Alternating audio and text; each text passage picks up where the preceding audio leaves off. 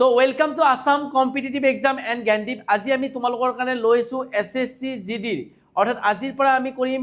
SSC GDৰ previous year question পেপাৰৰ মানে series. তো ইয়াত মেথছৰ আজি যেনে মই ফাৰ্ষ্ট এটা চিৰিজ মানে নট এ চিৰিজ, এখন পেপাৰ হয়। তো এইদৰে আমি নেক্সট 2025ৰ যিমানকেইটা চিফ্ট হৈছে, তো এজ পাৰ পচিবল যিমানখিনি আমি তোমালোকক কুৱেশ্যন কৰাব পাৰোঁ সিমানখিনি আমি কৰাম। তো সেইকাৰণে যিসকল ষ্টুডেণ্টে SSC GDৰ এছপিৰেণ্ট হয় 2026ত তোমালোকৰ এক্সাম আছে, তো সেইসকল ষ্টুডেণ্টে চেনেলটো ছাবস্ক্ৰাইব কৰিবা আৰু ফ্ৰেণ্ড চাৰ্কলৰ মাজত শ্বেয়াৰ কৰি দিবা, কাৰণ আজিৰ পৰা 2025ৰ, কাৰণ 2025ত পেপাৰৰ পেটাৰ্ণটো সামান্য পৰিমাণে চেঞ্জ হৈছিল। সাধাৰণভাৱে পেপাৰৰ লেভেলটো আগৰ বছৰৰ তুলনাত অলপমান মানে কি হৈছিল, মডাৰেট লেভেলৰ কুৱেশ্যন আহিছিল। তো ইয়াত আমি কি কৰিম চোৱা, তো ইয়াত আমি কি কৰিম যে SSC GDৰ আজি যেনে মেথছৰ আমি পাৰ্ট 1 এইটো পাৰ্ট 3 যদি লিখা আছে, পাৰ্ট 1ৰ আজি ক্লাছ হয়। তো এইদৰে আমি ৰিজনিং বা বাকী টপিকবিলাকো এইদৰে চিৰিজটো আমি ইয়াক কণ্টিনিউ কৰি যাম এই চেনেলটোতে, ঠিক আছে। তো ইয়াত কুৱেশ্যন আমাৰ কি দিয়া আছে চোৱা, যে যদি কৈছে যে market price of N article, তো ফাৰ্ষ্ট কুৱেশ্যনটো দিয়া আছে যে কোনো এটা বস্তুৰ মাৰ্কেট প্ৰাইচ অৰ্থাৎ লিখিত মূল্য দিয়া আছে। তো বাই লেংগুৱেজত তোমালোকৰ কুৱেশ্যন দিয়া আছে, লিখিত মূল্য দিয়া আছে 7,895 ৰুপিজ। তো লিখিত মূল্য মানে আছে মাৰ্কেট প্ৰাইচ, কিমান দিয়া আছে 7,895 ৰুপিজ। অ'কে, তো আগবঢ়াৰ পিছত ৰেহাই বা ডিছকাউণ্ট হৈছে 4.2%। এতিয়া তোমালোকৰ ষ্টাৰ্টিঙতে মই একচুৱেলি যিবিলাক পেজ ষ্টুডেণ্ট আছে সিহঁতে গম পায় যে জেনেৰেলি আমাৰ ষ্টাৰ্টিঙত যিটো প্ৰাইচ আছে, যদি আমি তাক পাৰ্চেণ্টেজত প্ৰকাশ কৰোঁ, এক্সপ্ৰেছ কৰোঁ, তো ষ্টাৰ্টিঙত থকা প্ৰাইচটোক আমি পাৰ্চেণ্টেজত লিখিলে আমি কি লিখিব লাগে 100%। তো এইটো সকলোৰে ক্লিয়াৰ আছে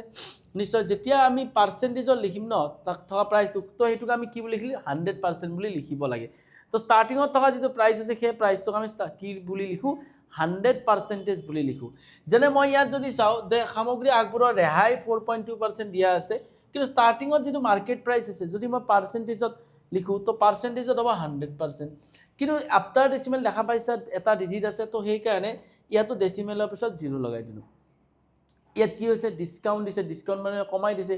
4.2%ৰ ডিছকাউণ্ট। তো 4.2%ৰ ডিছকাউণ্ট এতিয়া চব মই বহুত বেছিকত চাই ইয়াত শিকাব নোৱাৰোঁ, কাৰণ যিহেতু আমি ইয়াত চিৰিজ ষ্টাৰ্ট কৰিম। তো হয়নে না, আজি পেপাৰখন এখন পেপাৰ আৰু তোমালোকৰ যিটো মানে থাম্বনেইলত যিটো গিভেন ডেট দিয়া আছে সেই ডেটটোৰ সেইখন পেপাৰ হয়, সেই চিফ্টটোৰ হয়, ঠিক আছে। তো আমাৰ তো 100ৰ পৰা 4.2 মাইনাছ যেতিয়া কৰি ল'ম তেতিয়াহ'লে আমাৰ হ'ব 8, আৰু ইয়াৰ পৰা মাইনাছ কৰিলে আমাৰ হ'ব ইয়াত কিমান হ'ব, তো ইয়াত 8 হ'ব আৰু ইয়াত হ'ব আমাৰ 5 আৰু ইয়াত থাকিল 9। তো 95.8%। তাৰমানে কি হয়, তো টোটেলত যদি ষ্টাৰ্টিঙত 100% আছিল, ডিছকাউণ্ট দিছে 4.2%, তেতিয়াহ'লে বাই ৰিমেইনিং সি কিমান পইচা দিব লাগিব 95.8% পাৰ্চেণ্টেজত। তো 95.8%টোক আমি যদি চাওঁ, কাৰ 95.8% ল'ব, যিটো লিখিত মূল্য বা মাৰ্কেট প্ৰাইচ দিয়া আছে। তো মাৰ্কেট প্ৰাইচ বা লিখিত মূল্য আছিল 9895। তো ইয়াৰ 95.8% আমি দিব লাগিব। তো বাকীখিনিতো ডিছকাউণ্ট হ'ল 100%ৰ বাকীখিনি 4.2% ডিছকাউণ্ট হ'ল। তো ইয়াৰ যদি পাৰ্চেণ্টেজ চাইনডাল ৰিমুভ কৰিলে আমাৰ কি আহি যায়, তো পাৰ্চেণ্ট চাইনডাল ৰিমুভ কৰিলে তলত আহিব 100। তো 100ক যদি ডিভাইড কৰিম, তো ইয়াকো যদি 100ৰে ডিভাইড কৰোঁ, তো যিহেতু দুটা 0 আছে, দুটা 0ৰ কাৰণে ডেচিমেলৰ পিছত দুটা ডিজিট থাকিব। তো 78.95 ইনটু 95.8 হ'ল। তো এই দুটা যদি আমি মাল্টিপ্লাই কৰোঁ তেতিয়াহ'লে তোমালোকে গম পাবা। তো option number A will be correct answer. তো অপশ্যন নাম্বাৰ এ, বাছ এতে অলপ কেলকুলেশ্যনটো অলপ দীঘলীয়া হৈছে, বাকী একো নাই। তো কেলকুলেশ্যনটো আমি কৰিব লাগিব, আৰু কেলকুলেশ্যনটো কৰাৰ পাছত ডাইৰেক্টলি ওৱান ৱৰ্ডৰ মানে এটা লাইনৰ কুৱেশ্যন হয়, চিম্পল কুৱেশ্যন হয়, ইয়াতকৈ চিম্পল আৰু কি হ'ব পাৰে, বাছ কেলকুলেশ্যনটো অলপ লেন্দি হৈছে। তো ইয়াত কি হৈছে, তাৰমানে 4.28% ডিছকাউণ্ট দিছিল। ষ্টাৰ্টিঙত যিটো আছিল তাক আমি মাৰ্কেট প্ৰাইচটোক আমি 100% পাৰ্চেণ্টেজত আমি টোটেলটোক ষ্টাৰ্টিঙত থকাটোক আমি 100%এ ধৰোঁ। তো 100%ৰ পৰা 4.2% ডিছকাউণ্ট হৈছে, থাকিল কিবা 95.8%। তো 95.8% কাৰ থাকিব, তো ইয়াৰ থাকিব কাৰ মাৰ্কেট প্ৰাইচত। তো মাৰ্কেট প্ৰাইচৰ 95.8% যদি উলিয়াওঁ তেতিয়াহ'লে 7,563.41 আমাৰ ৰুপিজ হৈ যাব, ঠিক আছে। তো নেক্সট কুৱেশ্যন কি আছে, বহুত বঢ়িয়া। তো 56, 30, 108 আৰু 120 লসাগু কিমান। তো এলচিএম বা লসাগু মানে কি হয়, এটা এনেকুৱা সৰু সংখ্যা যিটো সংখ্যাক গোটেইকেইটা সংখ্যাৰে হৰণ যায়। তো যদি আমি লসাগু উলিয়াব লাগে, তো ইয়াতো কেলকুলেশ্যন বহুত ডাঙৰ হ'ব, কিন্তু ইয়াক আমি বহুত আসানিছে কৰিব পাৰোঁ। কেনেকৈ, যেনে 56, 30, 108 আৰু 120। তো ইহঁতৰ আমি যদি চাওঁ লসাগু কোনটো হ'ব, এইটো হ'ব, এইটো হ'ব, এইটো হ'ব নে এইটো হ'ব। তো তাৰ কাৰণে আমাৰ এটা টেকনিক আমি ইউজ কৰিব পাৰোঁ, বোলে ছাৰ কি কৰিব পাৰোঁ, যেনে চোৱা যে আটাইতকৈ সৰু সংখ্যা যিটো সংখ্যা চাৰিওটা সংখ্যাৰে হৰণ যায় সেইটোৱে ইহঁতৰ লসাগু হ'ব। তো আটাইতকৈ সৰু সংখ্যা অৰ্থাৎ option A, option B, option C, option D, এই চাৰিটাৰ ভিতৰত কোনোবা এটা অপশ্যন হ'ব পাৰে। তো চিম্পল মই এটা বস্তু মোৰ মাইণ্ডত ক্লিক কৰিছে যে 30 যে আছে, 30 চোৱা মই ষ্টাৰ্টিং কৈছোঁ যিকোনো এটা সংখ্যাক 30ৰে ডিভাইড যদি যাব লাগে, তো 3ৰেও তাক ডিভাইড যাব লাগিব, কাৰণ 3 10 যা হিউ 3 কি আছে, ফেক্টৰ আছে, উৎপাদক হয়। তো 2ৰেও যাব লাগিব, 2 5 তাৰমানে যদি কোনো এটা নাম্বাৰক 30ৰে ডিভাইড যাব লাগে ন, তো তাক 3ৰেও ডিভাইড যাব লাগিব, 2ৰেও যাব লাগিব, 5ৰেও যাব লাগিব। এতিয়া যদি যাব লাগে তো 30ৰে যদি আমাৰ 2ৰেও ডিভাইড যাব লাগে, তো 2ৰেতো ইয়াক ডিভাইড নাযায়, আমি গম পাইছোঁ। 2ৰে যদি যাব লাগে 2ৰেতো ইয়াক ডিভাইড নাযায়, হয় অপশ্যন বি হ'ব নাইবা চি হ'ব। এতিয়া ভাই 5ৰেও যাব লাগিব, তো 5ৰে ইয়াক যাব পাৰে, ইয়াকো যাব পাৰে। তো 3ৰেও যাব লাগিব, 3ৰে যদি ডিভাইড যাব লাগে, তোমালোকে চোৱা যে যদি আমি চাওঁ 3ৰে ডিভাইড যাব লাগিলে আমাৰ কি হ'ব লাগে, the sum of all digit, তাৰমানে গোটেইকেইটা অংকৰ যোগফলক 3ৰে ডিভাইড যাব লাগে। বা চিংগলকৈ আমি কাটিব পাৰোঁ, তো 3ৰে 6 হৈ যায়, 3ৰে 6 হৈ যায়, 7 হৈ নাযায়, তো এইটো অপশ্যন হ'ব নোৱাৰে। তাৰমানে আমাৰ কাৰণে এটাই অপশ্যন বাচি আছে, option number B will be correct answer for this question. তো আমি একো নকৰাকৈ জবৰদস্ত ধৰণে এই কুৱেশ্যনটোৰ এনচাৰ কৰিব পাৰিম। তো ইয়াত যদি আমি প্লাছ কৰোঁ তেতিয়াহ'লে 7 + 11 + 18, তো 18 হৈছে টোটেল গোটেইকেইটা চাম কৰিলে। তো 18ক 3ৰে ডিভাইড যায়, মানে অপশ্যন নম্বৰ বি আমাৰ কি হ'ব, কাৰেক্ট এনচাৰ হ'ব। তো সকলোৱে জবৰদস্ত ধৰণে বুজি পাইছা, যদি পেপাৰখন যদি লেণ্ডি আৰু টাফ আহা বুলি কৈছে, মানে তোমাৰ কৰাৰ প্ৰচেছ হোৱা নাই নিশ্চয়, সেইকাৰণে তুমি টাফ পাইছা। তো যিয়ে নহওক এই কুৱেশ্যনটো আমি জবৰদস্ত এনেকুৱা ট্ৰিক্সত কৰিম যে তোমালোকৰ মজা হৈ যাব, ঠিক আছে। তো সেইকাৰণে কৈছোঁ, যদি তোমালোকে চিৰিজবিলাক যিমানে ফ্ৰেণ্ড চাৰ্কলৰ মাজত শ্বেয়াৰ কৰিবা, যিমানে তোমালোকৰ লগৰবিলাকক শ্বেয়াৰ কৰিবা, আমাৰো এটা মটিভেট আহিব। তোমালোকৰ যদি তোমালোকে মেক্সিমাম শ্বেয়াৰ কৰা ন, মই তোমালোকক কথা দিছোঁ 2025ৰ গোটেই শিফ্টৰ কুৱেশ্যন তোমালোকক একেবাৰে শ্বৰ্ট ট্ৰিকৰ সহায়ত কৰাই দিম। তো দুটা সংখ্যাৰ অনুপাত দিয়া আছে 19:24। যদি প্ৰতিটো সংখ্যাৰ পৰা 36 বিয়োগ কৰা হয়, নতুন অনুপাত ইমান হয়। সংখ্যা দুটা যোগফল, ভাই আমাৰ যিখিনি পেইড ষ্টুডেণ্ট আছে সিহঁতে ৰেচিও কুৱেশ্যন দেখা পাইছে ন, সিহঁতে কৈছে ভাই এইটো কুৱেশ্যন হৈ গৈছে, কিয়? কাৰণ আমাক কুৱেশ্যন কৈছে সংখ্যা দুটা যোগফল লাগে। সংখ্যা দুটা যোগফল মানে কি, একজেক্টলি সংখ্যা এটা কি অনুপাতত দি আছে 19, এটা কি আছে 24। যে কুৱেশ্যনত কি কৈছে ভাই, যোগফল আমাৰ উলিয়াব দিছে যোগফল, তাৰমানে অপশ্যন এ বি চি ডিৰ ভিতৰত কোনোবা এটা যোগফল হ'ব। যদি হয় তো এটা নাম্বাৰ যদি অনুপাতত 19 হয়, তো অনুপাতৰ সংখ্যাকেইটাকে আমি আচল সংখ্যা বুলি ধৰোঁ। তো এটা সংখ্যা যদি 19 হয়, এটা সংখ্যা যদি 24 হয়, তেতিয়াহ'লে আমাৰ কি হ'ব, আমাৰ দুটা সংখ্যাৰ অনুপাতত যোগফল 43 হ'ব। যদি অনুপাতত যোগফল 43 হয়, তাৰ মানে অপশ্যন এ বি চি ডিৰ ভিতৰত যিকোনো এটা অনুপাতত যদি যোগফল 43 হয়, অপশ্যন এ বি চি ডিৰ ভিতৰত যিকোনো এটা নাম্বাৰক 43 ডিভাইড যাব, কাৰণ অনুপাতত যোগফল কি আছে 43 আছে আৰু একজেক্ট ভেলু, তো ৰেচিও ভেলুটোৰে একজেক্ট ভেলু ডিভাইড যাব লাগে। তো 43ৰে কোনটো অপশ্যনক ডিভাইড যাব তোমালোকে চোৱা, তোমালোকে যদি চোৱা 43ৰে, তো ইয়াক ডিভাইড যাবনে, বোলে ছাৰ মই নাযায়, কিয় নাযায়? কাৰণ মই ইয়াতে আকৌ ইউনিট ডিজিটেৰে ইউজ কৰিছোঁ। ইউনিট ডিজিট মানে ছাৰ কি, যেনে 3 1 = 3, তো এককৰ ঘৰত আমি 3 পাম, এককৰ ঘৰত 3 লগত কি মাল্টিপ্লাই কৰিলে আমি 7 পাম। চ' একো নাম্বাৰে এনেকুৱা নাই যে আমি 7 পাম, তো এইটো হ'ব নোৱাৰে। তো ইউনিট ডিজিটত কেতিয়াবা 8 পাম নেকি, 3 লগত কি মাল্টিপ্লাই কৰিলে 8 পাম ইউনিট ডিজিটত বা একক স্থানত, একো নাম্বাৰে নাই যে 8 পাম। তোমালোকে যদি চোৱা 3 2 = 6, 9, 3 3 = 9, অ'কে, 3 4 = 12 বা 4 3 × 12, 5 3 15, তো 5, অৰ্থাৎ এইটো আৰু এইটোতো ইউনিট ডিজিটৰ নাম্বাৰ হ'ব পাৰে, কিন্তু এইটো আমি নাপাওঁ। তো আমাৰ বি আৰু ডিৰ ভিতৰত কোনোবা এটা অপশ্যন হ'ব পাৰে। এতিয়া আমি কোনটো ভাবোঁ কোনটো হ'ব পাৰে, তো আমি এটা কাম কৰোঁ, 43ৰে কিমান যাব 9 টাইম, তো 8 টাইম 7 টাইম, তো 7 টাইম যদি চাওঁ, 7 টাইমটো নাযায়, 5 হ'ব লাগিব ন। তো 5 যদি আহিব লাগে কিমান বাৰ যাব পাৰে চোৱা,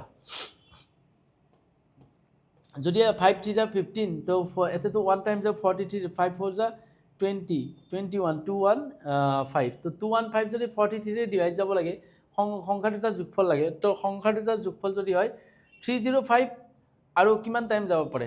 4 3, তো 5 3 = 15, তো সেইটোৱেতো এটা আছে 305 আৰু 295, তো এই দুটাৰ ভিতৰত কোনটো অপশ্যনৰ হৰণ যাব পাৰে, তোমালোকে চোৱা, চেক কৰি চোৱা কোনটো অপশ্যনৰ হৰণ যাব পাৰে। তো 43ৰে, তো যিহেতু সংখ্যা দুটা যোগফল আমাৰ 43ৰে ডিভাইড যাব লাগে, তো 43ৰে কাক ডিভাইড যাব পাৰে, তো কাক ডিভাইড যাব পাৰে 43ৰে, একবাৰ চোৱা 43 লগত কি মাল্টিপ্লাই কৰিলে আমি 7 পাম নেকি, 1 2 3 4 5 6, 8 পাম, অ'কে 8 পাম, অ'কে 8 পাম দেই, 8 পাম, ঠিক আছে। তাৰমানে এককৰ ঘৰত পাম 8, তো কি পাম, যদি আমি চাওঁ 6 যদি পূৰণ কৰোঁ, মই সেইটোৱে কৈছোঁ এটা হৰণ কৰাৰ দৰকাৰ নাই 6 যদি পূৰণ কৰোঁ 6ক পূৰণ কৰিলে 6 3 যা 8 আমাৰ 24 26 কিমান হ'ব 2 258 ক'ৰবাত অপশ্যন আছে নেকি নাই তো 258 যদি অপশ্যন নাই তেতিয়াহ'লে আমাৰ আৰু কি সংখ্যাক আমি ডিভাইড যায় কোৱা 43ৰে কিমান যাব 43ৰে 378ক যায় নেকি 7 পাম নেকি 343ৰে কিবা মাল্টিপ্লাই কৰিলে 7 পাম নেকি নাপাওঁ 6 6 যা 18 7 9 ওকে 9ও পাম ওকে 7ও পাম ওকে সৰি 7ও পাম তো আমি তো অপশ্যন নম্বৰ এ হ'ব তো 9ও পাম তো ঠিক আছে তো চোৱা মই এটা হৰণ কৰা নাই দেই মই ইয়াতে বাছ তোমালোকক কৈছোঁ 3 লগত কি মাল্টিপ্লাই কৰিলে আমি ইউনিট ডিজিটত 7 পাব পাৰোঁ 43ৰে হৰণ যাব লাগে কোনটো অপশ্যনক 43ৰে হৰণ যায় তো জাষ্ট ডিভাইড কৰিব লাগে ইয়াতে বাছ একো ভাবিব লগা কথা নাই চোৱা ইয়াত বহুত বেছি ভাবিব লগা কথা নাই কিবা আছে নেকি নাই একো নাই মই কুৱেশ্যনৰ ৰুলটো কৈছোঁ যে কি হয় যিহেতু কুৱেশ্যনত উলিয়াই পৰিছে সংখ্যা দুটাৰ যোগফল নিৰ্ণয় কৰা তো সংখ্যা দুটাৰ যোগফল অনুপাতত কি আছে ৰেচিঅ'ত আছে 19 আৰু 24 তো 19 আৰু 24 যদি চাওঁ তো দুটা যোগফল যেহেতু চাওঁ আমাৰ ৰেচিঅ'ত যদি থাকে যি উলিয়াব দিয়ে তাক অনুপাততো উলিয়াই লোৱা উলিয়াব দিছে সংখ্যা দুটাৰ যোগফল তো ৰেচিঅ'টো ওলাই লৈছোঁ 43 হৈছে তো 43ৰে কোনটো অপশ্যনক হৰণ যায় A B C D তো আমি গম পাইছোঁ অপশ্যন নম্বৰ এটো কি 43ৰে হৰণ যায় 378 will be correct answer for this question তো এই কুৱেশ্যনটো জবৰদস্ত জনে আমাৰ যিটো কাৰেক্ট এনসাৰ হ'ব 387 আমাৰ কাৰেক্ট এনসাৰ হ'ব তো সকলোৱে বুজি পাইছা তো ইউনিটটোৰে আমি কেনসেল কৰিলোঁ তো মই এইটো প্ৰথম কাউণ্ট কৰোঁতে মানে 9 3 যা 7 মানে 7 ইউনিট ডিজিটত আহে ঠিক আছে একেবাৰে ইজি তো যোগফল 43 যিটো সংখ্যা 43ৰে ডিভাইড যায় সেইটো আমাৰ কাৰেক্ট এনসাৰ হ'ব বাৰ বাৰ মই মেনশ্যন কৰি আছোঁ সেইটো কাৰেক্ট এনসাৰ কোনো কনফিউজ হোৱাৰ কোনো কথা নাই তো এটা কি আছে ঋতু আৰু মোনা মানে মোনা যে মোনা তো আমি অসমীয়াত ক'লে মোনা টাইপ হৈ যাব তো ঋতু আৰু মোনাই একেলগে কোনো এটা ঘৰ 18 ডেইজত ৰং কৰিব পাৰে তো ঋতু প্লাছ মোনা কি 18 হ'ব যদি ঋতুৱে অকলে সেই কামটো কৰে তেতিয়া 17 সময় লাগে তো আমাৰ যদি ঋতুৱে অকলে কাম কৰে কিমান টাইম লাগে 27 তো আমি দুটাৰে কি ল'ব লাগিব এলচিএম টোটেল কাম উলিয়াবৰ কাৰণে যে ঋতু আৰু মোনাই 18 ডেইজত কৰে ঋতুৱে 27 ডেইজত কৰে টোটেল কাম উলিয়াবৰ কাৰণে ইহঁতৰ এলচিএম ল'ব লাগিব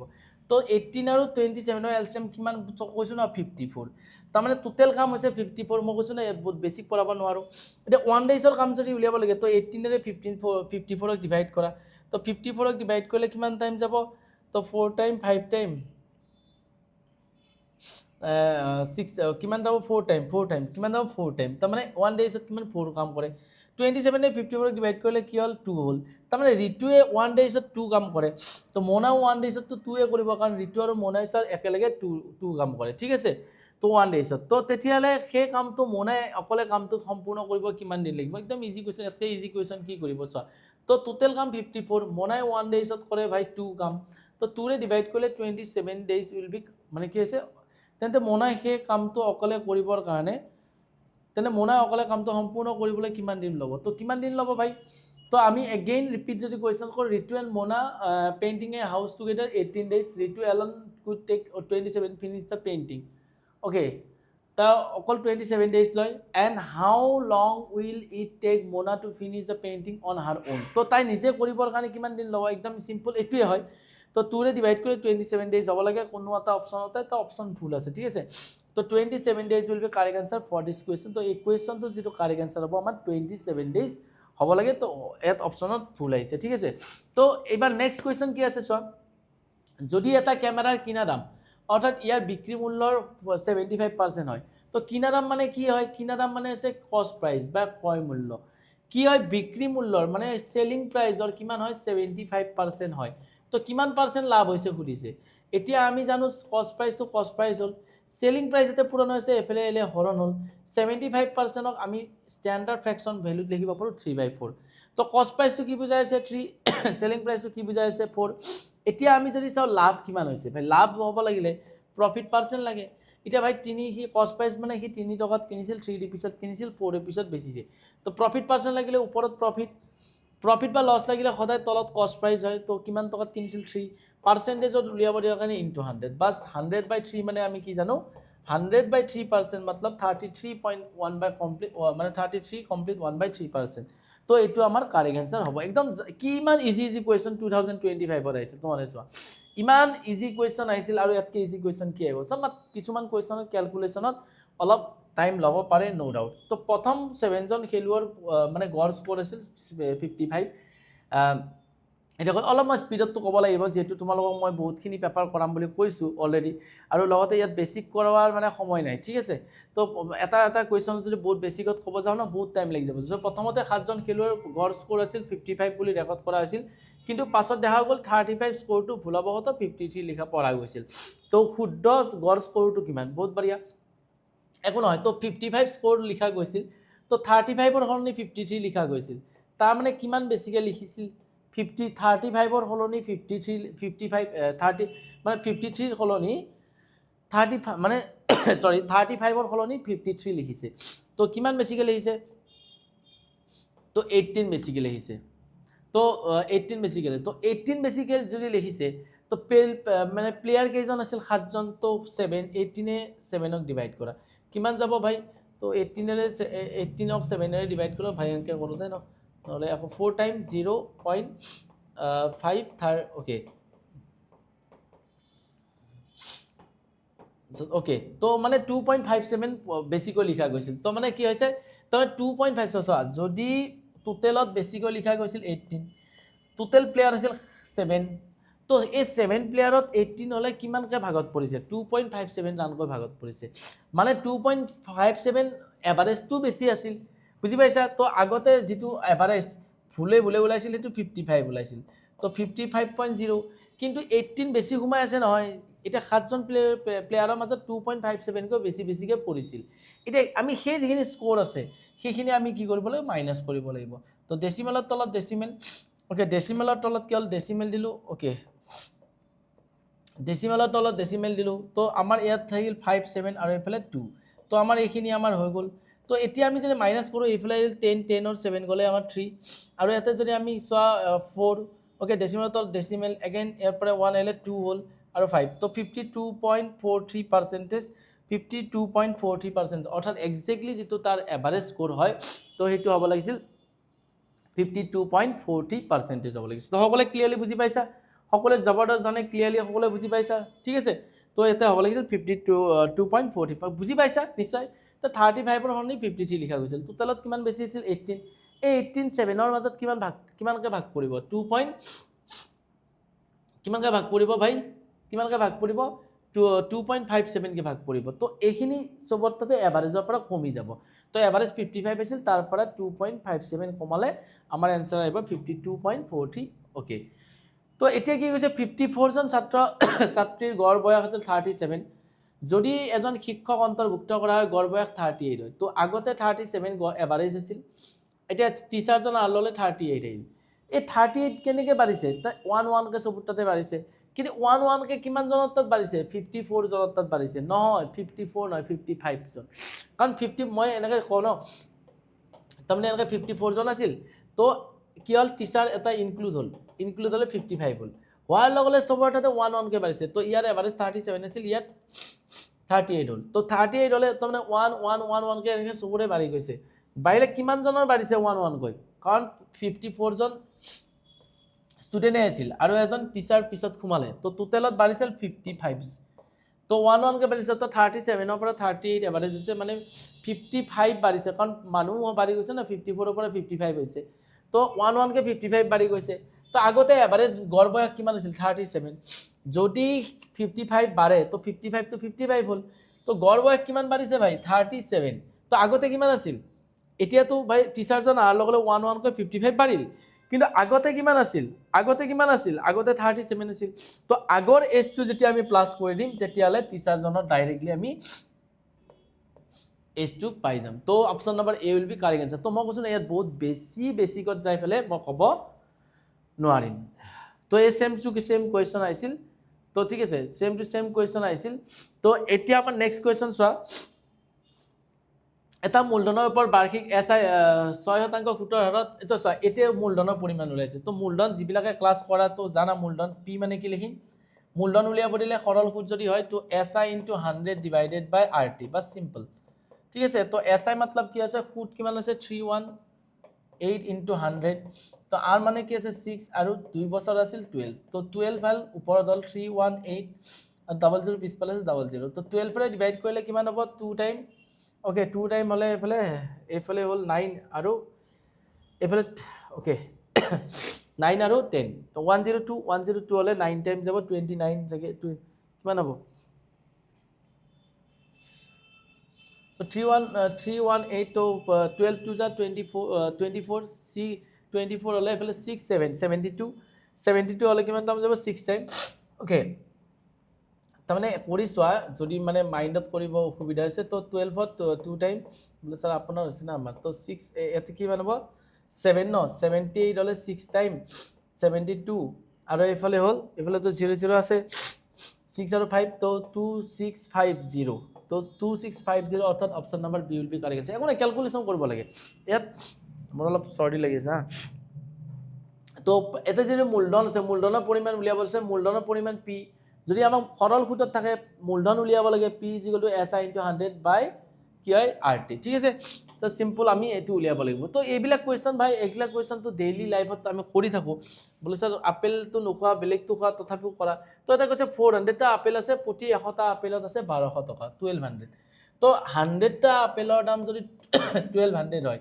কি কিমান টা আপেল কিনছিল 400 টা আপেল কিনিছিল তো 400 টা আপেলত কৰিব কাৰণে ইয়াতে 4 ইনটু কৰিম ইয়াত 4 ইনটু কৰিলে ইয়াতো 4 ইনটু কৰিলে মানে 400 টা আপেলৰ দাম 4800 হৈছে আকৌ এই গোটেইটা আপেল হি বেছি দিছে ওকে গোটেইটা আপেল বেচাৰ ফলত তাৰ লাভ হৈছে কিমান তাৰ কষ্ট প্ৰাইস বা সিপি ঘুমাই আছে তাৰ 4800 লাভ হৈছে গোটেইটা আপেল বেচাৰ ফলত তাৰ 800 তো 800 যদি লাভ হয় তেতিয়ালে আমাৰ হ'ব হি 5600 পইচা পালে প্ৰতি ডজন আপেলৰ বিক্ৰী মূল্য নিৰ্ণয় কৰা বিক্ৰী মূল্য যদি তাৰ নিৰ্ণয় কৰিবলৈ প্ৰতি ডজন এক ডজন কিমান টা থাকিব 12 টা ন তো এতিয়া চোৱা প্ৰথম এই 5600 পইচা যে পাইছে কিমান টা আপেল বেচতে পাইছে 400 টা আপেল আছিল এম আই ৰাইট অৰ ৰং বলে স্যার রাইট তো এটা আপেলত কিমান টাকাকে পালে হি বেচিছে তো 14 रुपीस কে বেচিছে এটা আপেলত তো এটা আপেলত যদি 14 रुपीस হয় তেতিয়ালে 12 মানে 12 টা আপেল অথবা এক ডজন আপেলৰ দাম সুধিছে ন বিক্ৰী মূল্য তো এক ডজন আপেলত হি কিমান টাকাকে বেচিব তো এক ডজন আপেলত পূৰণ কৰা তো কাৰ লগত 12 ৰ লগত তো 12 ৰ লগত তো 14 হৈছে এটা আপেলৰ দাম তো 14 হলে 140 আৰু এইফালে হৈ গা কি হ'ব 2 তো 168 rupees 168 rupees will be correct answer for this question তো 12 ডজনৰ মানে সৰি 1 ডজনৰ যেটো আপেলৰ মূল্য হ'ব 168 rupees মই অলপ স্পিডত ক'ব লাগিব কাৰণ মই বাৰ কৈছো আমি বহুতখিনি পেপাৰ ডিসকাস কৰিম তোমালোকে আৰু শৰ্ট টিকতে পঢ়াইছো বাট মাত্ৰ ক্যালকুলেশন খিনি আছে তো x ৰ ইমান হলে ইমান তো x ৰ ভ্যালু লাগে তো x ৰ ভ্যালু a2 এই চাৰিটাৰ ভিতৰত কোনবা এটা হ'ব এম আই ৰাইট বলে স্যাৰ হ'ব তো x ৰ ভ্যালু 1900 হ'ব পাৰে ইনটু কি হ'ব 4% ৰ মানে পূৰণ সমান কিমান হ'ব 72 মানে এককৰ ঘৰত 2 আছে তো 9 আৰু 4 ইনটু কৰিলে ইউনিট ডিজিটত 2 আহিব নেকি বলে স্যাৰ নাই এটো आंसर নহয় তো যদি 1700 ৰ লগত 4 ইনটু কৰো তো ইয়াত 72 আহিব লাগে 74 2 আহিব নেকি নাই ইউ নহয় তো 1800 ত যদি 4 ইনটু কৰো তো ইয়াত 2 আহিব নেকি বলে স্যাৰ আহিব তাৰমানে এটো आंसर হ'ব পাৰে তো নেক্সট আমি যদি চাও 3600 ওকে 3600 আমি ফটাফট কৰি দিছো 4% তো 6 4 24 4 আহিব তো 2 নাহে তো এটাতে 2 আহিব ইউনিট ডিজিটত তো option number C will be correct answer for this question তো আমি এইবিলাক প্ৰেক্টিস কৰিব লাগিব আৰু মই এনেকে পঢ়াও আৰু আমাৰ এই প্লেটফৰ্মত এনেকে শিকোৱা হয় তো এসএসসি যদি যিবিলাকে ষ্টুডেন্ট দিবা তো যিবিলাকৰ এক্সাম আছে তো এক্সাম তো আহিলে তো মই এজ পাৰ পসিবল যিমান পেপাৰ হয় গোটেইবিলাক কৰাম তোমালোকৰ বাস আমাৰ কি লাগে এটা সাপোৰ্ট লাগিব support means as per possible যিমান শেয়াৰ কৰিব পাৰা তোমালোকৰ ফ্ৰেন্ড সাৰ্কলৰ মাজত শেয়াৰ কৰিবা তো এটা কামৰ পৰা উপাৰ্জন কৰা ধন ঘণ্টাৰ সৈতে পোনপটীয়া সমানুপাতিক হয় তাৰ মানে হৈছে যিমান ঘণ্টা কাম কৰে সিমান পইচা পাব তলে কোনোবা 5 আৱাৰ্স কাম কৰিছে তো সেই হিচাপত পইচা পাব কোনোবা 3 আৱাৰ্স কাম কৰিছে সেই হিচাপত পইচা পাব কোনোবা 6 আৱাৰ কাম কৰিছে তো সেই হিচাপতে পইচা পাব যদি 6 আৱাৰত কি 324 পইচা পায় 1 আৱাৰত কিমান পাব ভাই 1 আৱাৰত পাব তোমাৰ 56 rupees তেন্তে 29 আৱাৰত কিমান পাব 29 তো 1 আৱাৰত যদি 56 rupees হয় এইবিলাক কোৱেশ্চন নে কোৱা তো এইবিলাক কোৱেশ্চন মই কৈছো না 15 প্লাস কোৱেশ্চন তো এনে উৰাই দিব পাৰিবা তো এনে উৰাই দিব পাৰা এইবিলাক কোৱেশ্চন তো ভাই এনে কোৱেশ্চনে নহয় তো 29 তো 1 আৱাৰত যদি এইবিলাক তো তোমালোকে নিজেও কৰি থাকা ডেইলি হয় না মই ইমান আৱাৰ কাম কৰিলো মই ইমান পইচা পাম তো 1 আৱাৰত যদি আমাৰ কি 56 পইচা হয় 29 আৱাৰত কিমান হ'ব ইনটু কৰা তো ইউনিট ডিজিটত 4 আহিব তো ইউনিট ডিজিটত 4 ওকে ওকে ওকে মই তো কি ক্যালকুলেশন কিবা গড়বড় করছো নেকি ওকে 4 আহিব 4 ওকে তো 4 আহিব 4 যদি আহে তেতিয়ালে ইউনিট 4 আহিব দেই ওকে তো 29 আৱাৰত হলে 29 লগত ইনটু তো ইউনিটি তো 6 আহিব 6 যদি আহে 6 6 দুটাত আছে তো ইনটুই কৰিব লাগিব ঠিক আছে 54 মই মোৰ হিচাপত ইনটু কৰিম 29 মানে 30 - 1 লিখিব পাৰো তো 0 নিজৰ হিচাপত যেনেকৈ ইনটু কৰা কৰিবা আৰু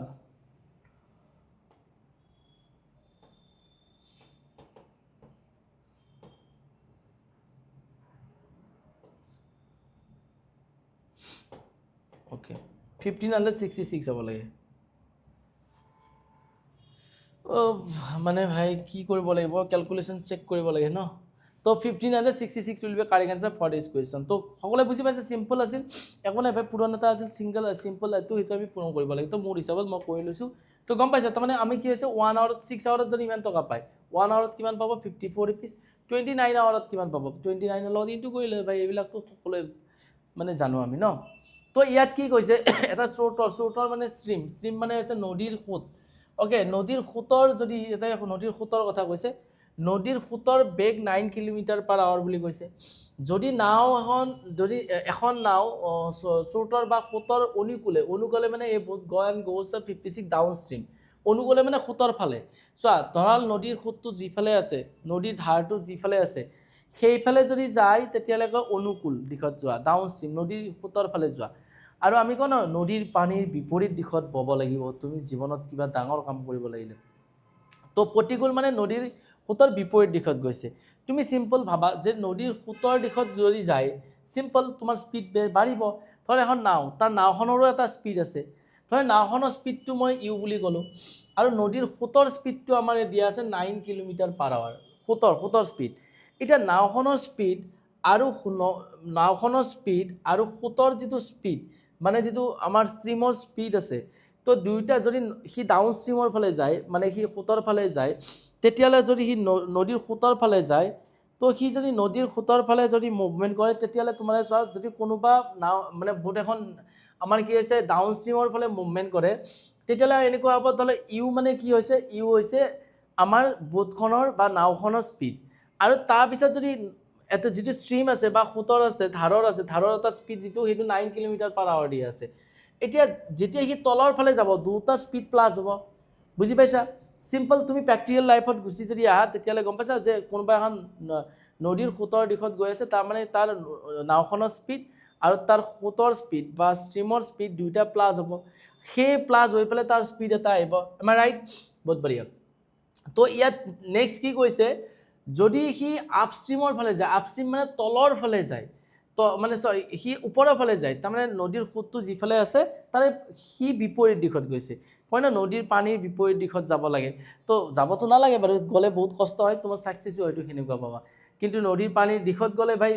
নৰমাল লাইফ ন তো নদীৰ পানীৰ সোঁতৰ বিপৰীত যোৱা মানে কমপ্লিকেটেড লাইফ আমি যেটো কওঁ তো ধৰা হল ইউ मतलब কি নদীৰ পানীৰ সোঁতৰ দিশ ওকে কি হয় নাওখনৰ দিশ মই এটা ষ্টাৰ্টিংত কৈছো ইউ মানে হৈছে নাওখনৰ মানে সৰি নাওখনৰ কি হয় বা বোটৰ স্পিড হয় স্পিড ওকে স্পিডক অসমীয়াত এক্স্যাক্টলি দ্ৰুতি বুলি কয় তো এটো হৈছে আৰু এই যেটো আমাৰ স্পিড হ'ব এটো হৈছে স্ট্ৰীমৰ স্পিড স্ট্ৰীম মানে হৈছে আমাৰ সোঁতৰ নদীৰ পানীৰ সোঁতৰ স্পিড তো হেতুটো আমাৰ দিয়াই আছে ন হেতুটো আমাৰ দিয়াই আছে তো যদি হি মানে নদীৰ পানীৰ বিপৰীত দিশত যায় তেতিয়ালে তাৰ যেটো নাওখনৰ স্পিড তাৰমানে ধৰ ধাৰ যিফালে আছে তাৰে বিপৰীত দিশত আহিছে তেতিয়ালে ধৰ নাওখনৰ স্পিড যদি ইউ হয় নদীৰ সোঁতৰ যদি মাইনাস কৰি ফেলে হি মুভমেন্ট কৰিব বুজি পাইছা সকলে নিশ্চয় ওকে তো মানে যদি হি নদীৰ সেই কাৰণে তো কোন নদীৰ পানীৰ সোঁতৰ দিশত যাবৰ কাৰণে বহুত কমপ্লিকেটেড হয় অসুবিধা হয় কিয় এই কাৰণে হয় কাৰণ এই কাৰণে আমাৰ কমপ্লিকেটেড হয় কাৰণ ভাই এফালে ধাৰ আছে তুমি তাৰে অপোজিট যাই আছা তেতিয়ালে এয়াৰ স্পিডটো মাইনাস কৰিয়ে যাব লাগিব তো সেই কাৰণে ইউ মাইনাস যেটো 9 আছে সেইটো আছে আমাৰ কি এটো যেতিয়া হি নদীৰ সোঁতৰ বিপৰীত দিশত গৈছে আৰু ইউ প্লাস 9 মানে হৈছে 9 মানে তাৰ স্পিডটো দিয়া আছে স্ট্ৰীমত যেতিয়া হি নদীৰ পানীৰ দিশত গৈছে ঠিক আছে সোঁতৰ দিশত গৈছে ইয়াত কি কৈছে নেক্সট হোৱা যে যদি এনেকৈ যায় তেতিয়ালে যদি অনুকূলে 56 কিলোমিটাৰ যায় আৰু প্ৰতিকূলে অৰ্থাৎ যদি উল্টা সাইডত 27 কিলোমিটাৰ যায় তেতিয়ালে টোটাল আৱাৰ তাত 7 আৱাৰ লাগে বহুত বঢ়িয়া তো দুটা স্পীড দি আছে যে নাওখনে যদি 56 কিলোমিটাৰ তলৰ ফালে যায় আৰু 28 কিলোমিটাৰ যদি ওপৰ ফালে যায় টোটেল সময় লাগিব আমাৰ 7 আৱাৰ এতিয়া আমি কি হয় দ্ৰুতি মতলব আমি জানো দ্ৰুতি মতলব কি দ্ৰুতি মানে আছে দূৰত্ব বাই সময় দ্ৰুতি মানে আছে স্পীড মতলব স্পীড মানে আছে ডিস্টেন্স বাই টাইম এটা টোটেল ডিস্টেন্স ইহঁতৰ কিমান কৈছে যে যি যেতিয়া ডাউন ষ্ট্ৰীম বা তলৰ ফালে যায় তো সি কিমান যায় তলৰ ফালে যায় 56 কিলোমিটাৰ এটা এইটো হৈছে দূৰত্ব ডিস্টেন্স তলত ডিভাইডেড বাই টাইম এটা মোক তো টাইম উলিয়াব দিয়া নাই তো মোক উলিয়াব দিছে ইয়াত কি স্পীড এটা আমাৰ আছে দিয়া কি স্পীড এটা কি ডাউন ষ্ট্ৰীমৰ ফালে যাওঁতে কিমান স্পীডত যায় u+9 তাৰমানে u+9 স্পীডত যায় এইখিনি আমি কি পাম সময় প্লাস টোটেল কিমান আৱাৰ লাগে তো যেতিয়া আপষ্ট্ৰীমৰ ফালে যাব কি 28 কিলোমিটাৰ যায় তো কিটো স্পীডত যাব আপষ্ট্ৰীমৰ ফালে u-9 স্পীডত যাব টোটেল টাইম কিমান লাগিব সো টোটেল গোটেইখিনি এনেকৈ গ'লে 7 আৱাৰ লাগে তো ইজ ইকুৱেল টু 7 তো এতিয়া আমাৰ এইখিনি যদি সলভ কৰিব যাওঁ প্ৰথমটো মূৰ্খামি হ'ব সেকেন্ড থিং বলেছে মূৰ্খামি নহলে এনসাৰটো কেনেকৈ পাম আমাক কৈছে নাওখনৰ স্থিৰ পানীত কিমান বেগ আছে যদি পানীটো একদম ষ্টেবল হয় সেই নাওখনৰ স্পীড কিমান হ'ব তো ষ্টেবল পানীত নাওখনৰ স্পীড কিমান হ'ব তাৰ কাৰণে আমি ধৰল option A B C D এই চাৰিটাৰ ভিতৰতো কোনোবা এটা অপচন কি হ'ব কোনোবা এটা option A option number A option number B option number C আৰু অপচন নাম্বাৰ ডি এই চাৰিটা অপচনৰ ভিতৰত কোনোবা এটা অপচনটো মানে কি হ'ব আমাৰ এই কুৱেশ্যনটো যিটো অপচনত এ ইউৰ ভ্যালু অৰ্থাৎ এই গোটেইকেইটা ইউৰ ভ্যালু দিয়া আছে যিটো ইউৰ ভ্যালু ইয়াত পুট কৰিলে আমাৰ ইজিক্যাল টু 7 পাম সেইটো আমাৰ এনসাৰ হ'ব তো যদি মই 16 পুট কৰোঁ চোৱা যদি ইউৰ ভ্যালু অপচন নাম্বাৰ এ বুলি ভাবো তো 16 হলে 25 হ'ব 25 এৰে ইয়াক ডিভাইডেড হৈ যায় 29 হ'ব এক ডিভাইডেড হৈ যায় যদি ইয়াক 9 ধৰো ভাবো তে 9 হলে 9 কিমান হ'ব 18 এৰে 56 কিমান টাইম যাব ভাই 15 হলে কিমান হ'ব 24 এৰে কিমান টাইম 24 ওকে 24 4 হলে বহুত হৈ যাব 24 4 ওকে 56 বহুত হৈ যাব তো 9 9 18 তো 18 এৰে কিমান টাইম যাব 18 এৰে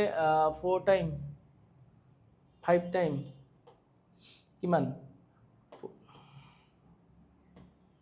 3 টাইম ওকে এতে 3 টাইম যাব তাৰ মানে এইখিনি 3 হ'ব তাৰ মানে যদি মই কি কৈছো ইউৰ ভ্যালু যদি মই ইয়াত ইউৰ ভ্যালু যদি 9 পুট কৰো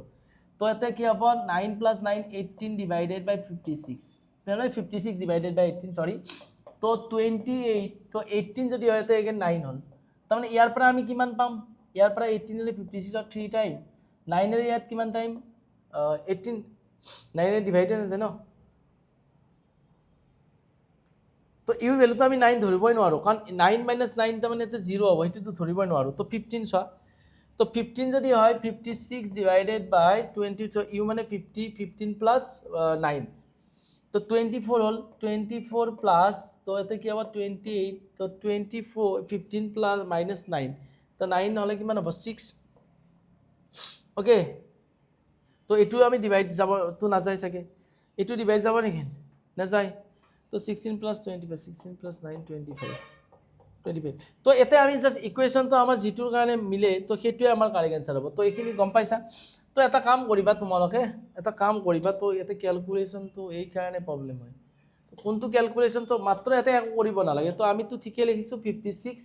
কিলোমিটাৰ ডিভাইডেড বাই কি আছে u+9 তো 28 ডিভাইডেড বাই u-9 = 7 হ'ব তো ইউৰ ভ্যালু আমাৰ যেটো হৈছে নাওখনত স্থিৰ পানীত নাওখনৰ বেগ কিমান তো নাওখনৰ বেগ মানে হৈছে ইউ আমি স্টাৰ্টিংত ধৰি লৈছিলো তো ইউ ভ্যালু আমি এটা মই 16 + 9 25 ক ডিভাইড ডাইরেক্ট না যায় ঠিক আছে তো 20 যদি 29 এৰে 56 ক 2 টাইম ওকে সেইকাৰণে হোৱা নাই তো চা আমি সেকেন্ডটো চাও তো 20 যদি বহাও কি হ'ব চা 20 বহালে এতে 20 - 9 হ'ব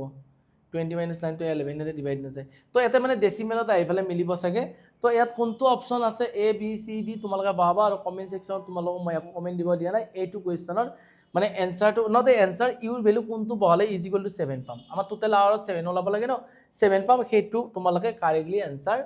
দিবা তো 56 ডাউন ষ্ট্ৰীমত গৈছে তো u+9 হ'ব আপ ষ্ট্ৰীমত গৈ 28 তো হেতুৱে হ'ব ঠিক আছে তো তোমালোকে ইউৰ ভ্যালু কি পুট কৰিলে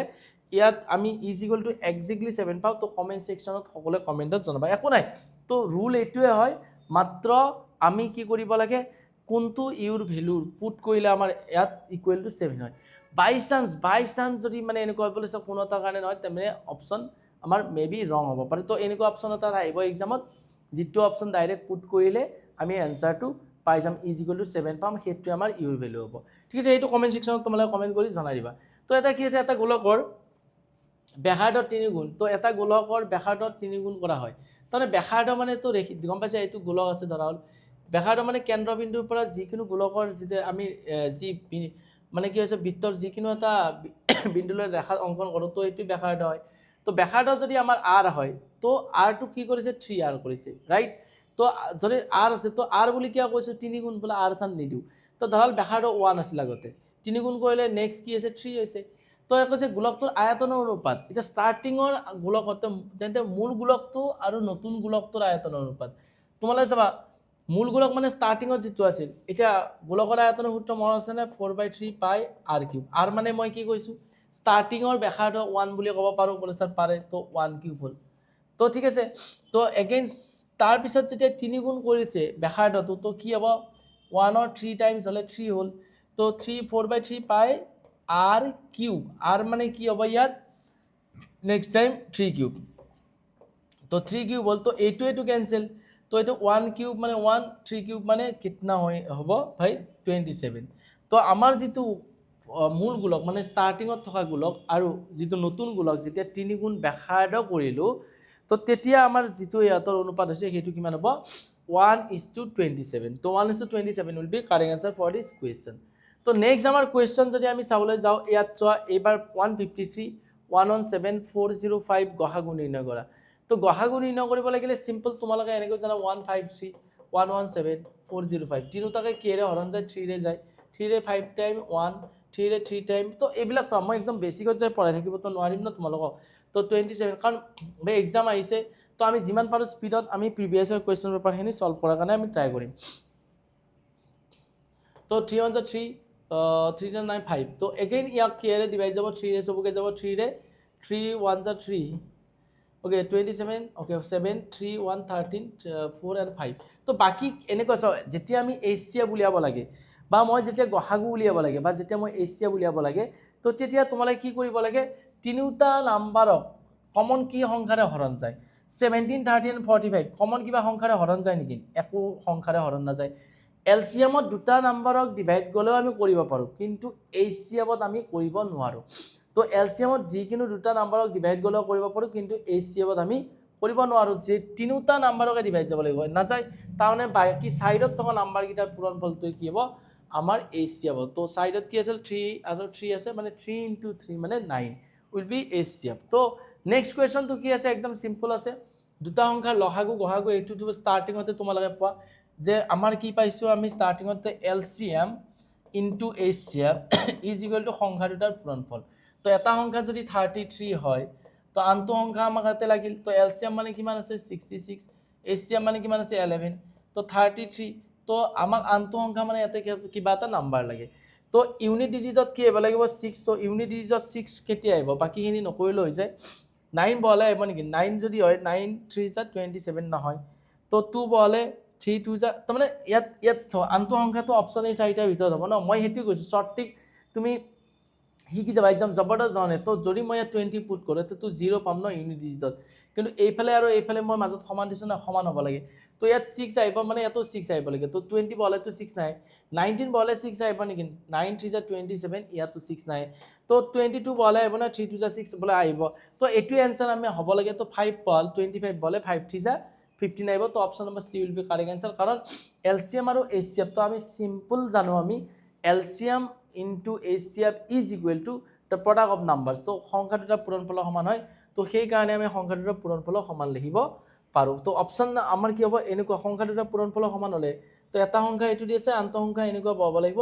দুটা সমান হয় তো ক্যালকুলেশনও কৰিব পাৰা এটো এফালে নি নাইবা ইউনিট ডিজিটটো আমাৰ চেক কৰিব পাৰা তোমালোকে তো এটো আজি এই পেপাৰখনৰ লাষ্ট কোৱেশ্চন হয় তো এই পেপাৰখনৰ লাষ্ট কোৱেশ্চন তো জবৰদস্ত জানে আমি কৰিম তো ফাৰ্স্ট অফ অল তোমালোকে সকলোৱে চাবা ইয়াত কি দি আছে চোৱা ইন্ধনৰ মূল্য ক্ৰমাগত 3 মাহত 40% 10% 50% হ্ৰাস পায় মই বাৰবাৰ মেনশন কৰো বহুত বেছি মই লাহে লাহে তোমালোকক শিকাব নোৱাৰিম তেতিয়ালে ভাই এখন পেপাৰ সলভ কৰোতে বহুত টাইম লাগি যাব তোমালোকৰ মই বেচিকটো ক্লিয়াৰ থকা বুলি মানে ভাবি পেলাই এটা আগবাঢ়িছোঁ ঠিক আছে তাৰমানে 3 মাহত ষ্টাৰ্টিঙত কি হৈছে 40% 10% আৰু 50% কি হৈছে সিহঁতৰ পইচাটো কমি গৈছে কিন্তু চতুৰ্থ মাহত 50% বৃদ্ধি পাইছে সিহঁতৰ পইচাটো তেতিয়ালে চতুৰ্থ মাহ আৰু ইন্ধনৰ মূল্য প্ৰকৃত মূল্যৰ তুলনাত শতাংশত কিমান বৃদ্ধি বা হ্ৰাস পাব তাৰমানে কৈছে ধৰা এটা ফিউল আছিল ফিউল বা ইন্ধন আছিল বা সেই ফিউলৰ যিটো প্ৰাইচ আছিল প্ৰথম মাহত 40% ডিক্ৰিজ হৈছে সেকেন্ড মাহত 10% ডিক্ৰিজ হৈছে নেক্সট মাহত 50% ডিক্ৰিজ হৈছে আকৌ চতুৰ্থ মাহত মানে 4th নম্বৰ মাহত কি 50% আকৌ বৃদ্ধিও পাইছে যে চতুৰ্থ মাহত যেটো ইন্ধনৰ মূল্য প্ৰকৃত মূল্যৰ তুলনাত কিমান শতাংশ বৃদ্ধি হৈছিল বা কম হৈছিল তো হেতু কোৱেশ্চন তো ষ্টাৰ্টিংৰ প্ৰাইস মই 100 বুলি ধৰিলো কি হৈছে 40% ডিক্ৰিজ হৈছে যদি 100 ৰ 40 কমি যায় 40% তো পাৰ্সেন্টেজ মানে আউট অফ 100 ন 100 ৰ 40% মানে যেতিয়া আমি 40% কমাম যদি আমি টোটালটো 100 ধৰো ন 40% কমাম মানে 40 কমা তো এবাৰ ফাৰ্স্ট টাইম কমাৰ পাছত কি মোৰ 60 ৰিপিট যাব সেকেন্ড টাইম কমাৰ পাছত সেকেন্ড টাইম যেটো আমাৰ কৈছে ইয়াত সাকসেসিভ বুলি কৈছে মানে ক্ৰমাগতভাৱে তেতিয়ালে 10% টু সেকেন্ড টাইম ইয়াৰ পৰা ডিক্ৰিজ নহয় ইয়াৰ পৰা হ'ব তো 60 10% মানে কিমান 60 10% 6 হয় তো কিমান হল 54 তো ডিক্ৰিজ হোৱাৰ পাছত 54 তো থাৰ্ড ৰ যেতিয়া ডিক্ৰিজ হল তেতিয়ালে 54 ৰ 50% হৈছে তো 54 ৰ 50% মানে আধা 27 ডিগ্ৰী হল 27 ডিগ্ৰী হলে 27 হৈ গল ফোৰ্থ নম্বৰত 50% বৃদ্ধি পাইছে তো ফোৰ্থ নম্বৰত কি হৈছে 27 ৰ 50% কিমান হ'ব 27 ৰ 50% আমাৰ 13.5 হ'ব তো বৃদ্ধি পোৱাৰ পিছত কি হৈ গল এটো 0.50 40.5 তো বৃদ্ধি পোৱাৰ পিছত তাৰ 40.5% আমাৰ হৈ গল এতিয়া যদি 40.5% হৈ গল এতিয়া কি কৈছে যে চতুৰ্থ মাহত ইন্ধনৰ মূল্য প্ৰকৃত মূল্যৰ তুলনাত কিমান শতাংশ বৃদ্ধি বা হ্ৰাস হৈছে এতিয়া চোৱা চতুৰ্থ মাহত ইন্ধনৰ মূল্য প্ৰকৃত মূল্য কিমান আছিল 100 ইয়াৰ তুলনাত কিমান হ্ৰাস হৈছে তো 4th নম্বৰ মাহত কি হৈ গৈছিল কিমান 4th নম্বৰ মাহত হৈছিল 40.5 তো কিমান কমি গল তো পিছফালে দশমিক আছে কাৰণে এটা দশমিক দি বা ডেসিমেল দি পেলে 0 লগাই দিলো তো কিমান গল ডেসিমেলৰ তলত তো চোৱা ষ্টাৰ্টিংত 100 আছিল 4th নম্বৰ মাহত 40.5 হল কিমান কমি গল তো কমি কিমান গল আমি মাইনাস কৰিব লাগিব তো কিমান 40.5 ৰ লগত এটো মাইনাস কৰা তো 0.5 হল তো এটো হল 59.5% তো 5% বলে স্যার পার্সেন্ট কে লিখিছে কাৰণ যেতিয়া আমি কম্পেয়াৰ 100 ৰ লগত কৰিম তেতিয়ালে ভাই যেটো সংখ্যা ওলাব কি পাৰ্সেন্টেজ হয় ঠিক আছে কাৰণ পার্সেন্টেজ মানে হৈছে আউট অফ 100 এক্স্যাক্টলি হেখিনি তো আমি গম পাইছো ষ্টাৰ্টিংত এটো আছিল 4th নম্বৰ মাহত কিমান পাৰ্সেন্ট কমিছে ষ্টাৰ্টিংত তুলনাত কৰিছে সো ষ্টাৰ্টিং যে এটো আমাৰ প্ৰাইসটো 100 ধৰিছো হেকাৰণে এতে বেলেগকে পাৰ্সেন্টেজ ওলোৱা দৰকাৰ নাই যেটো কমা হৈছে কিমান কমিছে 59.5% ডিগ্ৰী হৈছে হেতুৱে আমাৰ কাৰণে কি হ'ব কাৰেক্ট আনসাৰ হ'ব তো এই যিখন পেপাৰ আছিল যেটো মই কৈছো যে থাম্বনেলত যেটো ডেটত যেটো চিফটত লিখা আছিল সেই চিফটত বা সেই ডেটতে এখন পেপাৰ তো ক্যালকুলেশন বিলাকৰ তোমালোকে টেনচন ল'ব নালাগে হেখিনি নিজে কৰিব লাগিব মই তোমালোকক মাত্ৰ শৰ্ট ট্ৰিক দিছো আৰু ক্যালকুলেশনটো ইউনিট ডিজিটেলে ইউজ কৰি শৰ্ট ট্ৰিক বিলাক তোমালোকক ইউজ কৰিব শিকাইছো যে এনেকৈ যদি তোমালোকে প্ৰতিখন পেপাৰে বিচাৰা 2025 ৰ ম্যাথছ ৰিজনিং বা বাকি সাবজেক্ট বিলাকৰ তেতিয়ালে এজ পাৰ পসিবল যিমান ফ্ৰেন্ড সাৰ্কলৰ মাজত আছে তোমালোকে শেয়াৰ কৰি দিয়া কাৰণ তোমাৰ শেয়াৰে আমাক মোটিভেট কৰিব আৰু তোমালোকৰ কাৰণেও আমি এইখিনি ইউটিউবত ফ্ৰী অফ কষ্টত তোমালোকক গোটেইখিনি পেপাৰ একেবাৰে জবৰদস্ত শৰ্ট ট্ৰিকত মানে প্ৰভাইড কৰাম যাৰ যোগেৰে তোমাৰ এক্সামৰ সম্পৰ্কে বহুত বেছি আইডিয়া হৈ যাব তো আজি কাৰণে এইখিনি আছিল থ্যাংক ইউ সো মাচ টু এভৰিওয়ান